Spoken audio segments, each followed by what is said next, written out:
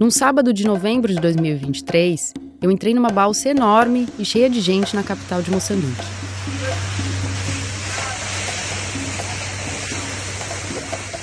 Começava ali um trajeto de mais de 30 quilômetros e muito vento, cruzando a Baía de Maputo até uma ilha chamada Inhaca, no sul do país.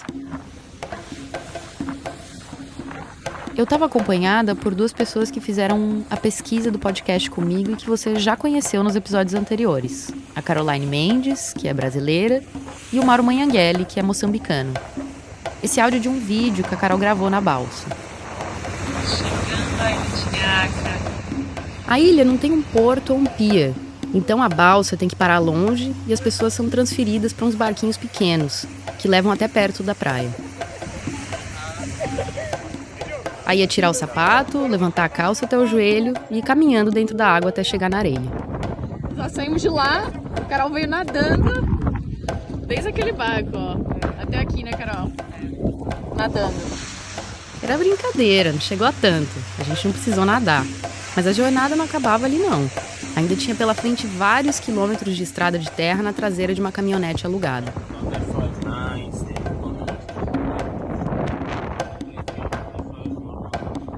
A nossa missão na ilha de Inhaca não era uma missão qualquer.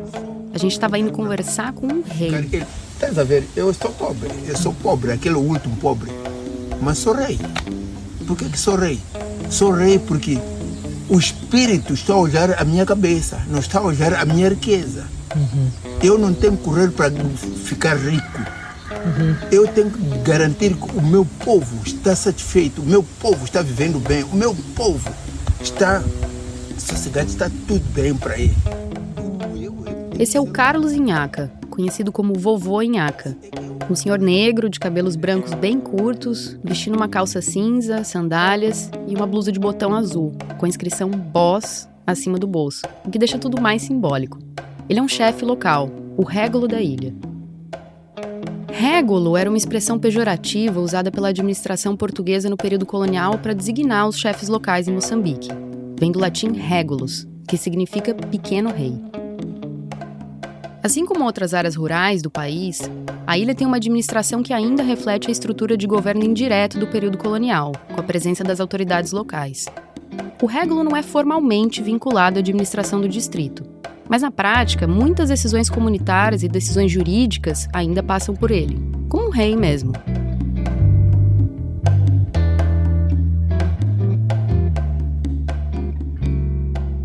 Hoje eu quero te convidar para ficar ali com a gente no quintal da casa do Vovô Inhaca, um lugar que também funciona como um tribunal local. Quero te levar para conhecer uma juíza conselheira do povo Moane no outro extremo de Moçambique, lá no norte do país. Quero te contar histórias da Guiné, do Gabão, da Zâmbia. E te mostrar que, apesar do colonialismo ter tentado fazer uma transferência em larga escala de leis e instituições jurídicas de uma sociedade para outra, apesar da pretensão de tornar homogêneas as maneiras como os africanos regulavam e percebiam seus conflitos, apesar de tudo isso, as concepções locais do que é direito e de como e por quem ele deve ser aplicado resistiram e ainda resistem em muitas ordens jurídicas do continente. Eu sou a Raquel Sirotti e esse é o terceiro episódio de Tramas Coloniais, um podcast sobre a história do colonialismo. Uma imersão no passado para tentar entender o presente e, quem sabe, projetar o futuro. Em 7 episódios, nosso olhar se volta para o centro do mapa. A África.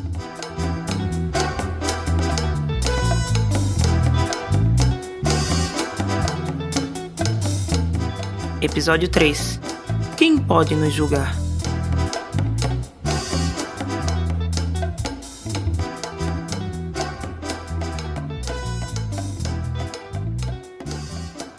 Sabe aquele gênero de cinema que é o filme de tribunal? Pois é, dá pra dizer que esse é o nosso episódio de tribunal. Então se prepara que hoje a gente vai falar sobre direito. Mas antes de mais nada, é importante definir o que a gente quer dizer quando usa a palavra direito. O direito, assim, com D maiúsculo, é um conceito que se pretende universal e atemporal, mas na verdade não é. Essa ideia que geralmente a gente tem no Brasil e em vários outros lugares do mundo, de que o direito é um conjunto de leis e códigos escritos que se aplicam a todas as pessoas da mesma maneira e que tanto a sua produção quanto a sua aplicação são responsabilidades do Estado, essa é uma ideia bastante recente. Em 1804, foi promulgado o Código Civil francês, conhecido como Código Napoleônico. Antes disso, o direito na Europa não era primordialmente orientado por um conjunto organizado e sistemático de leis. Eles tinham, sim, códigos, compilações e outras legislações, mas isso era só uma pequena parcela de um mosaico complexo de fontes que envolvia o direito romano, os costumes gerais ou locais, o direito canônico e as interpretações de cada uma dessas coisas. O modelo trazido pelo Napoleão em 1804 associa ao código a ideia de universalização. A partir dali, o código tem que ser a única, ou pelo menos a principal, referência do que é o direito civil, criminal ou comercial de um país.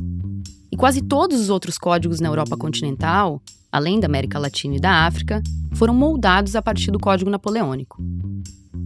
Mas aí você pode estar se perguntando, como assim universalização? O que é isso exatamente? Oi, Raquel!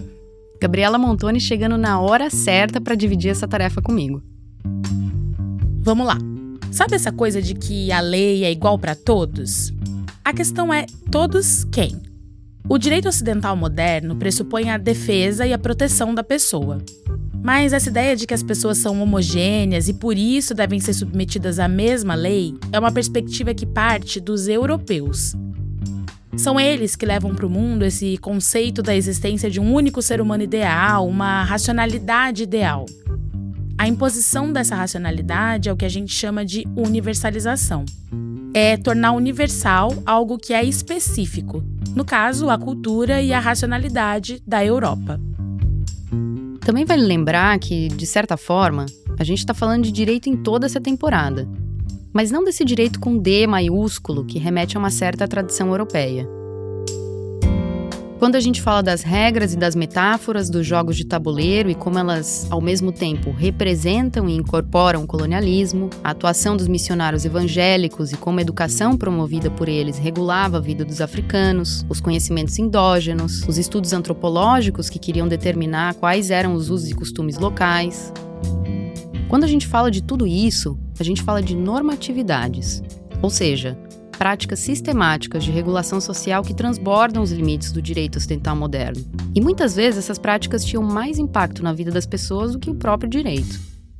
Pois é, se até esse direito com D maiúsculo não é o mesmo em todos os lugares, imagina pensar o direito como normatividade. Essa percepção de diversidade do direito foi reconhecida pelos colonizadores na África. Foi inclusive adotada como política de Estado em muitos países. Mas, na prática, era justamente isso que os colonizadores queriam combater.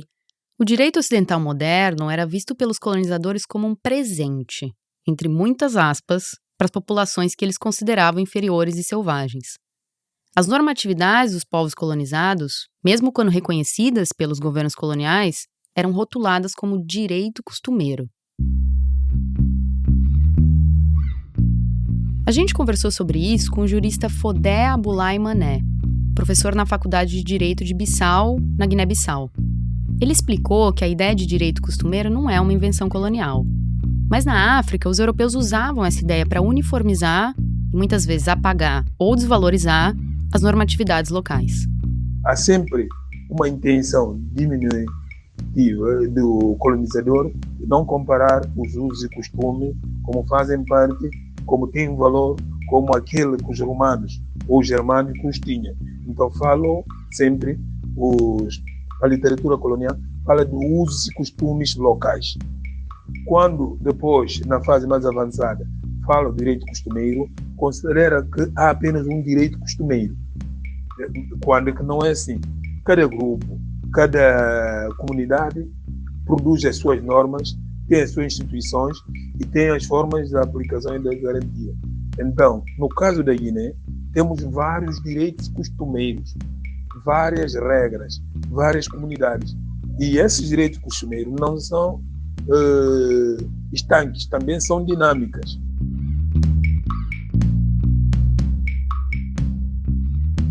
Da Guiné-Bissau, colonizada pelos portugueses na costa ocidental da África, a gente vai para a vizinha Guiné-Conakry, ou só Guiné, a Guiné que foi colonizada pelos franceses.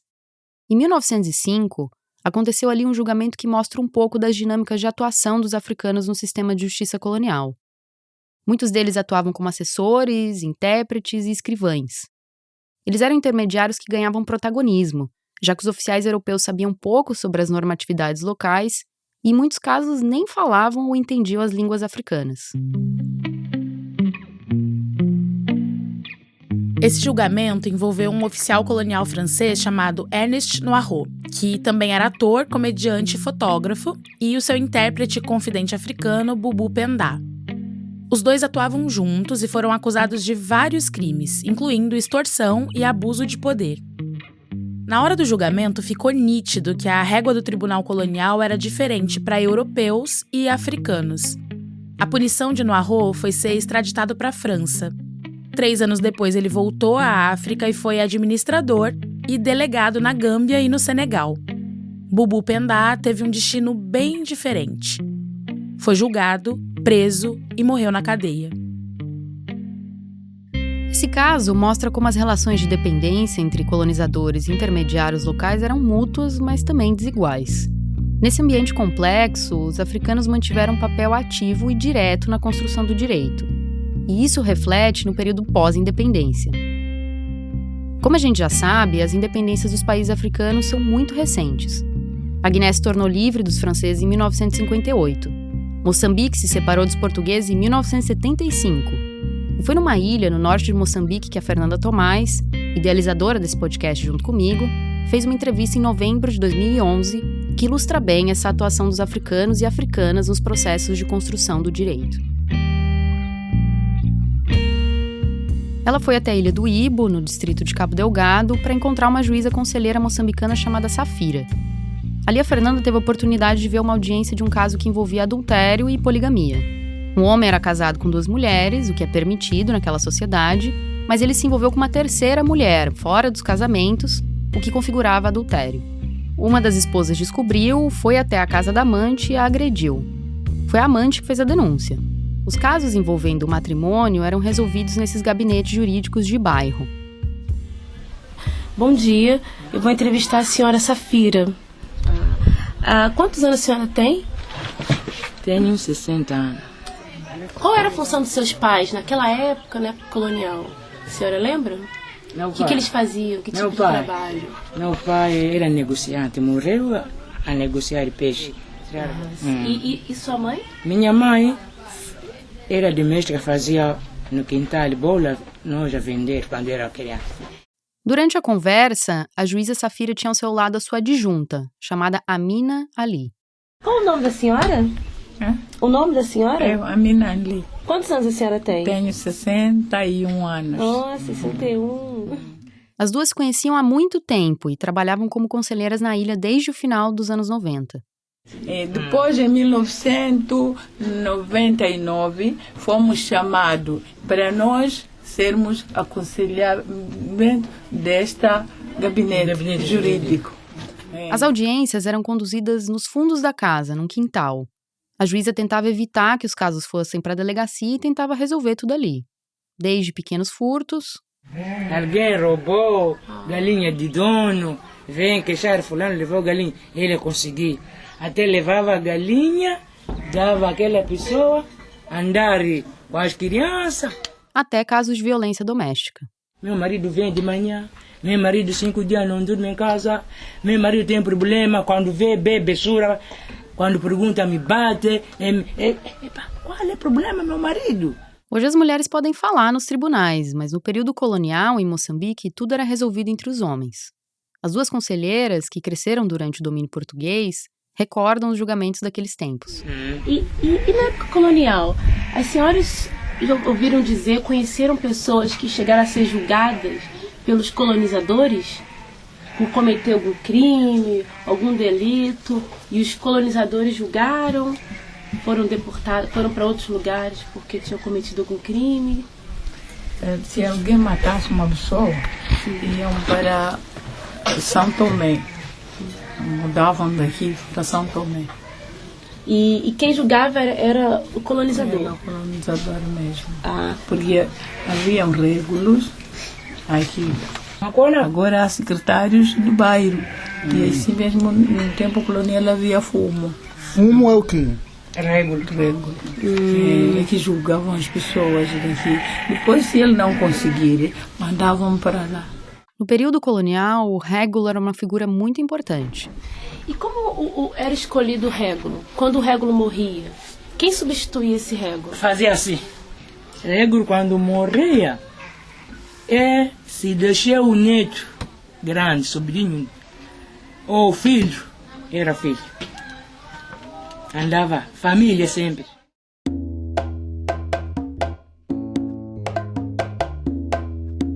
Então vamos voltar para a ilha de Inhaca, porque foi assim que Carlos Inhaca se tornou régulo. Os antepassados dele ocuparam esse posto no período colonial e hoje ele é o herdeiro do título de vovô Inhaca, essa espécie de rei local. Eu acho que a pergunta mais básica é qual é a função de um régulo? Sim, senhora. Eu vou dizer o seguinte. O régulo, ele é que é a pessoa mais influente na comunidade. O vovô Inhaca, esse primeiro Inhaca que existiu aqui, foi ele com a sua família. Que ele chegou cá, viu cá, não existia mais ninguém. Ele viveu com a família dele, que ele tinha só 5 filhos. Não tinha nenhuma filha. Eram só filhos. E assim aconteceu dessa maneira. Eu, como sou do ramo Inguane, continuo rei. Mesmo morrendo eu, vai ficar um dos meus filhos ou dos meus filhos. Essa família é que vai continuar a dar a continuidade dessa história que o nosso vovô Inhaca foi. A estrutura de poder do distrito tem um administrador e um segundo escalão com chefes dos postos administrativos e chefes das localidades. O régulo hoje em dia não é mais um integrante formal da administração, mas muitas decisões da ilha ainda passam por ele. Eu faço mas muita coisa que nem o vereador faz. Por que faço? Eu estou na comunidade, eu sou aconselheiro dos vereadores, eu sou aconselheiro de seja quem ele for, seja, mesmo que não seja nacional, que é um estrangeiro, às vezes mesmo que seja um nacional, mas que não não vive aqui no distrito, que não conhece qual é a cultura do distrito, porque cada distrito ou província tem a sua cultura. Ele tem que vir consultar aqui, tanto como o governo. Eu falei do governo. Às vezes, os que vêm consultar aqui, se por exemplo a administração quer mudar um vereador, eles vão trazendo um novo vereador aqui. Eu é que tenho que dizer o que ele deve seguir, o que ele deve fazer, que é para a gente ficarmos. Eu é que digo isto não, isto sim, temos que ser isto para isto. Quer dizer, eu é que devo dar o caminho da liberdade ou então de viver e essas coisas todas.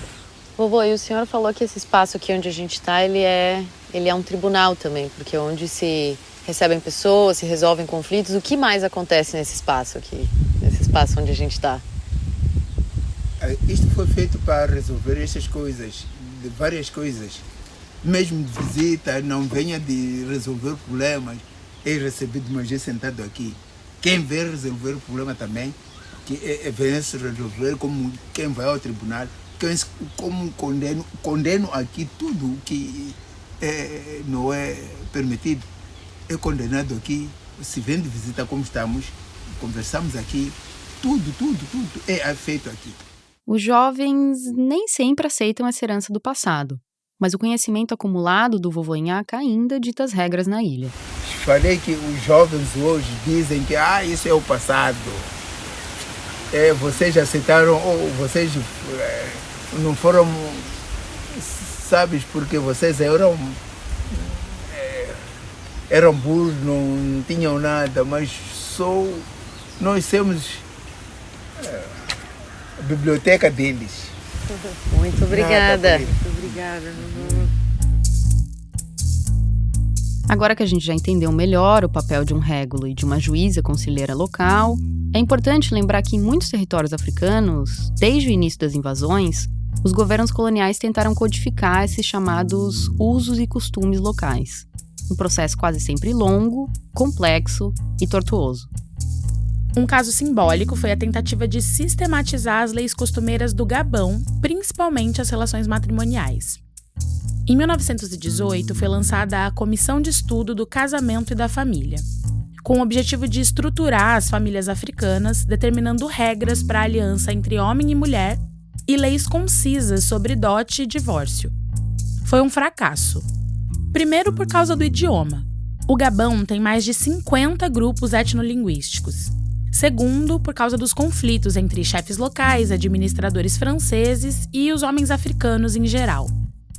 Delegados alegavam, por exemplo, que os chefes africanos não conseguiam manter o controle sobre os hábitos das mulheres. O primeiro rascunho da proposta só saiu em 1947 e, em 1952, o debate chegou à Assembleia Territorial do Gabão. Até 1960, ano da independência, 4 décadas depois da criação da comissão, ainda não havia uma codificação oficial. Foi assim em vários países da África. Era comum que as codificações de costumes fossem encomendadas e debatidas, mas muitas vezes o processo se arrastava e não chegava a lugar nenhum. Os tribunais coloniais também espelhavam essas complexidades. Lembra da história do julgamento na Guiné? Ali ficou nítido como os africanos e europeus eram tratados de maneiras bem diferentes pelas instituições judiciais. Isso foi oficializado em alguns países da África. Os colonizadores franceses e portugueses, por exemplo, adotaram um regime jurídico especial para os africanos, o chamado indigenato. O indigenato era basicamente um sistema que determinava o seguinte: a regulação da vida pessoal, doméstica e pública dos africanos não ficaria sujeita às mesmas leis ou à mesma organização judicial que se aplicava aos europeus. E a justificativa era aquela mesma ideia de civilização que a gente já tratou aqui, o tal do baixo nível de civilização e as capacidades mentais inferiores dos africanos, segundo os colonizadores. Apesar disso, esse mesmo sistema previa possibilidades jurídicas para, entre aspas, elevar os africanos a um patamar mais civilizado. Uma portaria de 1917 em Moçambique definiu 2 categorias de africanos, o indígena e o assimilado. O indígena era o africano considerado subdesenvolvido e não civilizado, mas ele podia se tornar um assimilado se provasse por meio de um processo judicial que tinha abandonado os costumes da raça negra. Tinha que falar, ler e escrever em português, adotar a monogamia e conseguir um emprego compatível com a civilização europeia.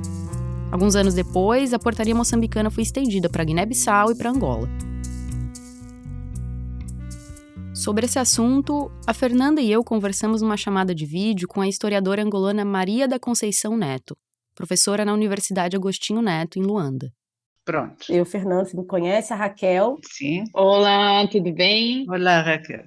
Angola, assim como Moçambique, só conquistou a independência em 1975. Quer dizer que eu sou ainda de uma geração que viveu o colonialismo. Colonialismo, para mim, como para muitas outras pessoas, não é aquela coisa do boneco que está no livro de história a fazer não sei o quê, né? Eu nasci, portanto, ainda em pleno período colonial e passei várias fases da história de Angola, da parte colonial e depois a independência, a transição para a independência. A professora lembra que, embora na teoria fosse possível para um africano classificado como indígena se tornar um assimilado, poucos conseguiam esse status. Até porque isso não interessava às nações colonizadoras, né? Um processo justo de assimilação colocaria em risco a dominação colonial. Há regimes jurídicos diferentes, há regimes de propriedade diferentes, há direitos diferentes. Se quisermos falar de educação e ensino, os filhos dos indígenas não podiam ir para a escola secundária oficial, enquanto os pais não conseguissem obter um bilhete de identidade de cidadão português. O bilhete de identidade de cidadão português só era obtido se lhe fosse dado. A linguagem varia, mas nos anos 50 é o alvará de cidadania, como quem tem que pedir um alvará comercial para abrir uma loja ou tem que pedir um alvará industrial. Nos anos 50 chamava-se alvará de cidadania, em Angola, pelo menos, e isso exigia que a pessoa demonstrasse não só um perfeito domínio da língua portuguesa, como que tinha um salário compatível com o que eles achavam que era a necessidade de um modo de vida civilizado, assim como tinha que ter o registro criminal limpo, como tinha que provar que tinha um bom comportamento cívico, como tinha que mostrar, porque havia uma inspeção, tinha que mostrar que tinha uma casa onde se dormia em camas e não em esteiras, e se tinha mobília e mesas e tudo isso que era considerado como o modelo da habitação portuguesa. E com todas essas exigências e um processo burocrático que passava por várias e sucessivas entidades administrativas, bom, o resultado disso é que apenas uma ínfima parte da população tinha acesso a obter esse alvará de cidadania, com o qual poderia ter um bilhete de identidade, com o qual poderia então tirar uma carta de condução, por exemplo, porque o indígena não podia tirar uma carta de condução, adquirir propriedades, só em circunstâncias muito particulares o indígena podia adquirir propriedades, arranjar um emprego com salário igual ao dos portugueses, em muitos raros casos podia acontecer, não podia pôr os filhos na escola secundária oficial, como eu já disse, enquanto não tivesse esse estatuto de cidadão. No fim da década de 1950, só 0,7% da população africana nas colônias portuguesas tinha se tornado assimilada. Portugal só aboliu o indigenato nas reformas coloniais de 1961. A França já tinha feito esse movimento quase 2 décadas antes, pelas mãos do general Charles de Gaulle, em 1944. Essa mudança foi impulsionada pela pressão de figuras africanas importantes, como deputados eleitos no parlamento francês e nomes como Félix Houphouët-Boigny, o primeiro presidente da Costa do Marfim. O fim do indigenato foi uma mudança significativa nas relações entre colonizadores e colonizados, mas não dá para dizer que foi o início da descolonização. O próprio de Gaulle declarou explicitamente que não permitiria nenhuma autodeterminação nas colônias. Imagina aí um julgamento. Um homem é acusado por outro homem de cometer um crime, mas não existe nenhum indício concreto disso.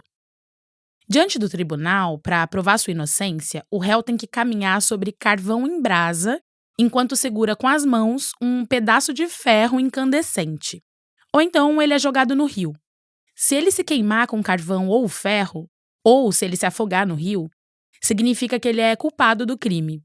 Se passar incólume pelas torturas, ele é declarado inocente e o acusador é quem recebe a pena de morte.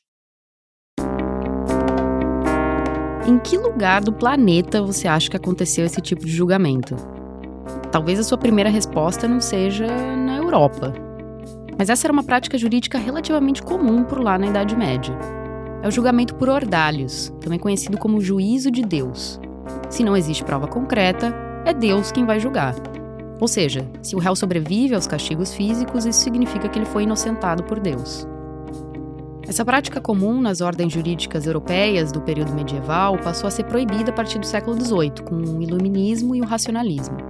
Começam ali os movimentos de codificação do direito penal na Europa, abolindo a violência e a punição física. Aí vem a intensificação das invasões coloniais na África no final do século XIX, bem no auge da racionalidade europeia. Quando os europeus dão de cara com algumas práticas africanas, eles imediatamente associam com aquelas práticas medievais que eles conheciam tão bem. Num ato de identificação e de projeção da sua cultura, o colonizador chama essas práticas africanas pelo mesmo nome, ordalhos. O problema é que agora os ordalhos passaram a ser terríveis. Não era mais o juízo de Deus, mas o do próprio demônio.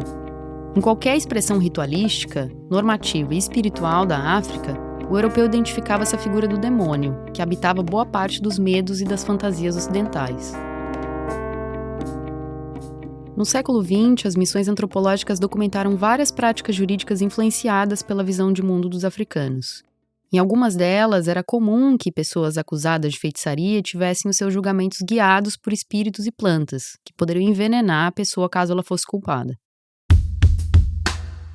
Num relato de agosto de 1941, feito pelo jurista e etnógrafo Gonçalves Cota, que tentou codificar os usos e costumes dos africanos em Moçambique, a gente encontra detalhes, salpicados com uma boa dose de preconceito, sobre o julgamento de uma acusação de feitiçaria no período colonial. Estamos a 34 quilômetros da sede da circunscrição de Maputo, no povoado do regedor indígena Santaka, chefe do régulo Capezu. Santaka, um líder local, é descrito como um homem inteligente e muito respeitado pelas autoridades portuguesas. A ele devemos a nossa iniciação nos segredos da mentalidade indígena. E a ele devemos, agora, os mais úteis auxílios para penetrarmos um pouco nos mistérios da magia e toda a mística quase inextricável que comanda a alma primitiva dos povos do sul do Save. O Save é um rio que atravessa Moçambique. No julgamento estavam presentes o líder Santaka, vários anciãos e conselheiros e os suspeitos de terem feito feitiço. Quem comanda o julgamento é Mussote Massinga, descrito pelo Gonçalves Cota como um mágico. Ele toma banho medicinal para limpar o corpo e atrai os espíritos com ossinhos de vários animais que foram consagrados.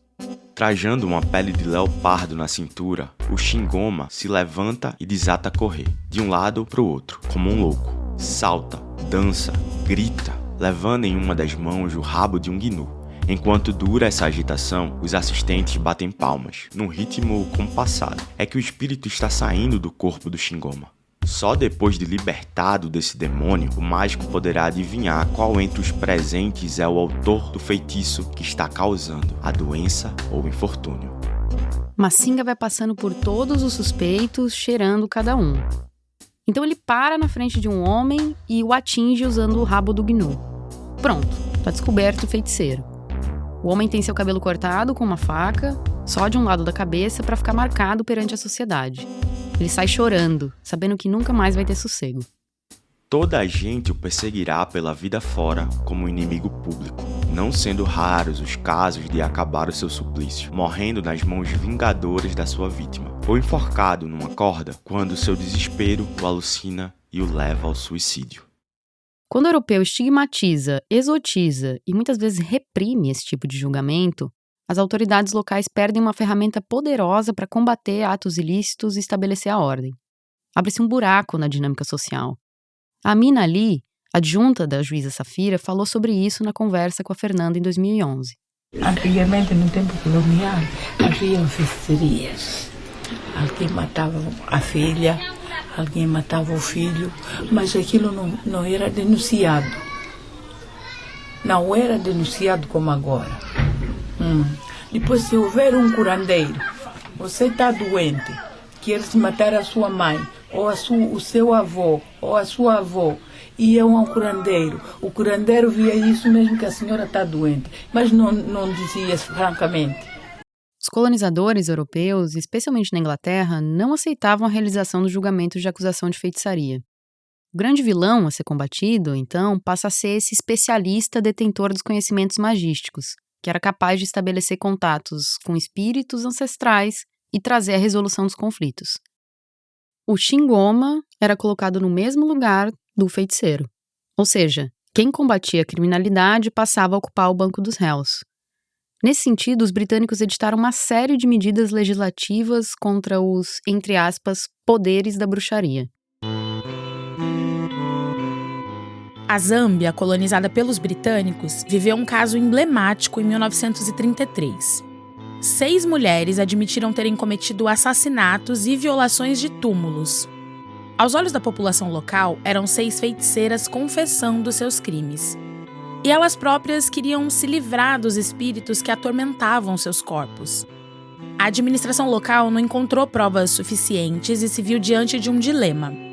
Os crimes eram graves e passíveis de pena de morte, mas como não havia provas físicas, condenar aquelas mulheres seria admitir os poderes mágicos delas. O secretário para Assuntos Indígenas concluiu que elas estavam sofrendo alucinações e não houve acusação. Ninguém ficou satisfeito, nem a população, que não teve sua ordem restabelecida, nem as próprias mulheres que queriam ter seus corpos limpos dos espíritos malfeitores.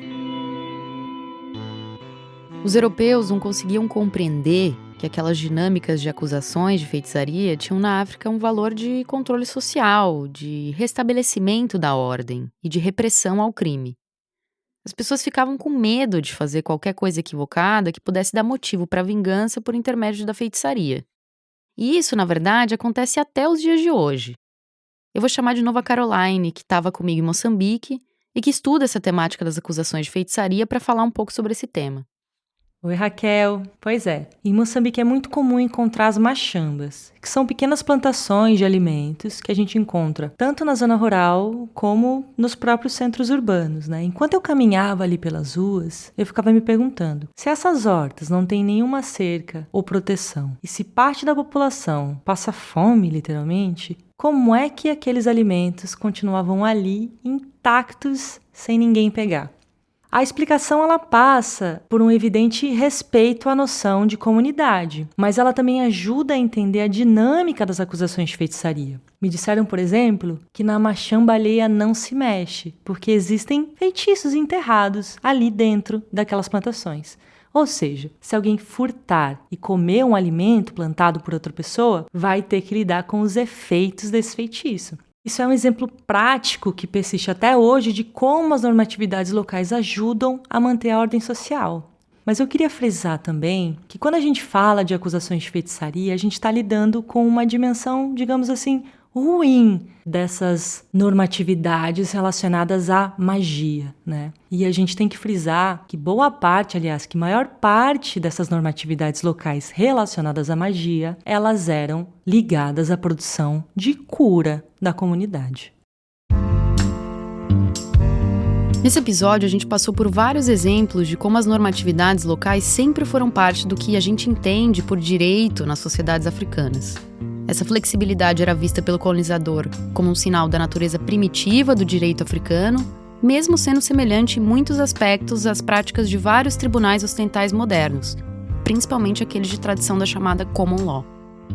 Só para explicar, Common Law é o sistema jurídico dos países ocidentais de língua inglesa. Ele se baseia em um sistema de precedentes, de decisões judiciais anteriores em casos semelhantes, em vez de códigos ou conjuntos de leis, que atualmente é a característica dos países de civil law. O que a gente quer dizer é que a flexibilidade do direito africano, que não é estranha à história europeia anterior à codificação, também é presente em países europeus atualmente. Além disso, não dá para esquecer mais um traço do colonialismo no presente. Antigas colônias de países organizados sob o sistema de Common Law, como o Quênia e Tanzânia, continuam se baseando nesse sistema até hoje. Assim como as dos países de Civil Law, como Moçambique e Angola, também mantêm esse sistema como referência. Então, em vez de qualificar as práticas africanas como atrasadas, como acontece até os dias de hoje, faz muito mais sentido tentar compreender por que as pessoas agiam e continuam agindo desse jeito. Sem falar que o chamado direito moderno também impõe sua autoridade com manifestações performáticas, né? Os ritos, a linguagem, os juramentos, as roupas solenes, tudo isso confere um poder simbólico. E sempre que alguém quiser diminuir as normatividades africanas dizendo que elas têm teor religioso, é bom lembrar que as tradições jurídicas europeias são todas baseadas em filosofias e textos canônicos da Igreja Católica. E nem por isso elas são consideradas uma expressão de irracionalidade. Por que então achar que os conhecimentos não europeus têm que ser colocados na caixinha do primitivismo? Apesar dos europeus terem tentado impor o direito ocidental moderno, eles não conseguiram sufocar totalmente as normatividades locais. E cada país, cada povo, cada comunidade foi encontrando um jeito de manter as suas de alguma forma. Daí a importância de figuras do passado colonial, como Santak e Massinga, e do presente também, como a juíza Safira e o régulo da ilha de Inhaca. Conversar com o vovô Inhaca foi como testemunhar um pedaço da história do continente. Na volta para pegar a balsa na ilha, enquanto a caminhonete ia passando pela praia e desviando dos barquinhos na areia, a gente estava muito feliz por ter conhecido aquele homem que ajudou a gente a entender melhor o direito dos africanos no presente e no passado, e também com os olhos vidrados no pôr do sol deslumbrante refletindo nas águas da Baía de Maputo. Meu Deus.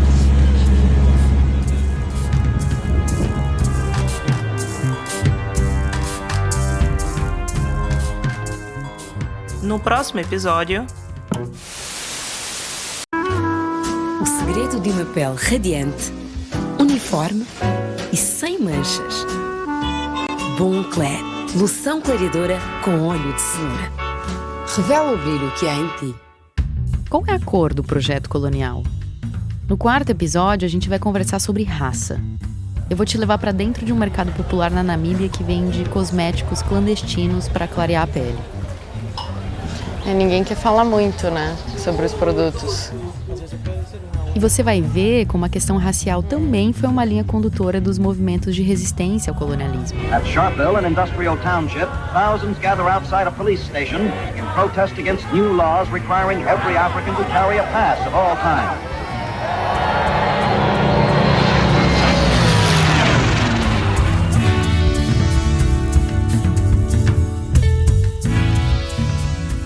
Tramas Coloniais é um podcast documental em 7 episódios, com realização da produtora Escuta Aqui e apoio do Instituto Max Planck de História e Teoria do Direito, Departamento Regimes Históricos de Normatividade. Em tramascoloniais.com.br você pode se aprofundar no conteúdo dos episódios, com fotos, vídeos, entrevistas, indicações de livros e bastidores da produção. Você também encontra a gente buscando por Tramas Coloniais no Instagram, no TikTok e no Blue Sky. A idealização do podcast é da Raquel Cirotti e da Fernanda Tomás. As pesquisas e as entrevistas são da Raquel e da Fernanda, com o auxílio do Mauro Manhanghelli, da Caroline Mendes e da Bianca Silva. A Raquel faz a produção e apresenta o podcast, acompanhada pela Gabriela Montoni. As locuções adicionais são da Janaína Oliveira e do Caio Santos. As gravações de campo e as fotografias são do Marcelo Londonho. A direção geral do podcast é do Rodrigo Alves, que sou eu, e eu também escrevo os roteiros. A supervisão dos roteiros é da Gabriela Montoni e do Thales Ramos. A Clara Costa é responsável pela edição e pelo desenho de som. A assistência de edição é da Giovanna Orsini. A trilha sonora do podcast é original, composta pelo Gabriel Falcão. As locuções são gravadas no Estúdio Rastro, no Rio de Janeiro, com a supervisão técnica do Dani Di. E a gente recebeu uma consultoria de locução do Tiago Rogero. A identidade visual e as ilustrações são da artista Maiara Ferrão. O site foi desenvolvido pela Mariana Tavares e a Emily Sabino cuida da distribuição e da produção nas redes sociais. Você gostou do episódio? Conta pra gente nas redes, compartilha com quem você acha que vai gostar, espalha o conteúdo por aí e muito obrigado pela escuta.